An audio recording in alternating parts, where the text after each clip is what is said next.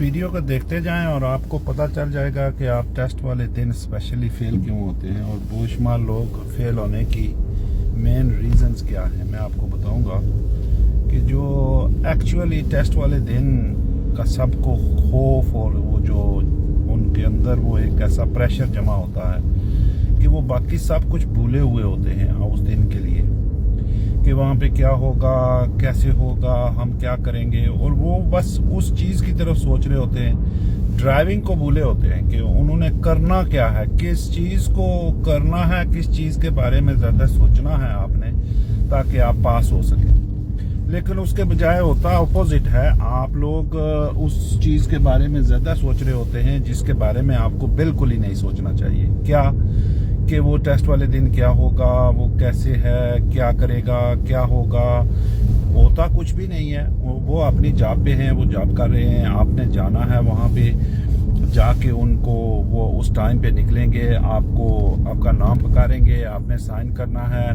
वहाँ पे सब कुछ फिर भूला होता है कि देखें साइन की जगह ईमेल या दूसरा ये चीज़ें आपने देखनी होती हैं। साइन करके आपने उनको फॉलो करना होता है। फॉलो करने के बाद वो आपसे नंबर प्लेट पढ़वाते हैं कि आपकी नज़र ठीक है नहीं। वहाँ पे भी क्या होता है कि अब आपके अंदर नर्व्स और इसको की वजह से आपको नंबर प्लेट पढ़ने में भी दुश्वारी होना शुरू हो जाती है, क्योंकि आपके अंदर वो कामनेस नहीं होती है। आपका वो जो सोच है वो इतने दूर तक गई होती है, बजाय इसके कि जो आप नॉर्मल हालात में हैं, जैसे अभी गाड़ी चला रहे हैं आप, तो बिल्कुल अपने आस इर्द गिर्द की चीज़ों को आप अपनी आंख से देखेंगे और जाते जाएंगे। किसी से कोई तल्लक नहीं है आपका, आप अपनी प्रायोरिटी को, अपने रूल को फॉलो कर रहे हैं। लेकिन उस दिन के लिए या उस टेस्ट वाला प्रेशर वो ऐसा होता है कि आपकी नज़र इतनी फटी हुई होती है कि आप वो प्रेशर जो है स्टिल वो इतना बिल्ड अप हो गया होता है कि आप अपनी नज़र से सही देख के उसको सही उस तरह से जज नहीं कर पा रहे होते।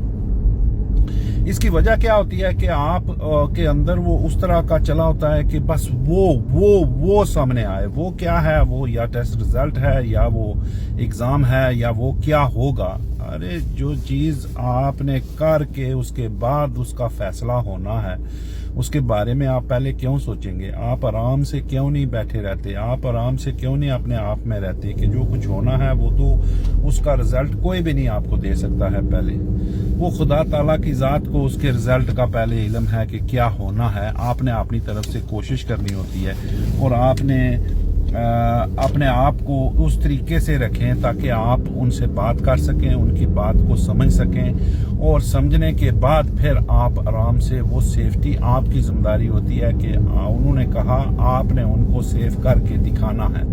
ठीक है, तो हकीकत में जब आप लोग उस स्टेज पे नहीं होंगे, वो जो है लेवल आपका वो इतना ऊपर होगा कि आप सांस भी लेना आपके लिए मुश्किल होता है, आप अंदर बैठना आपके लिए मुश्किल होता है, आपका वो सुनना आपके लिए इतना मुश्किलात, और इतना सुनने में आप इतने फायर महसूस कर रहे होते हैं कि शायद ये जो आवाज़ निकलेगी ये क्या होगा। ये सब आपका ट्रस्ट इशू है। ट्रस्ट इशू से क्या मुराद है कि मैं सही चला नहीं रही हूँ, मैं कर नहीं सकूंगी, पता नहीं क्या बोलेंगे, क्या करेंगे।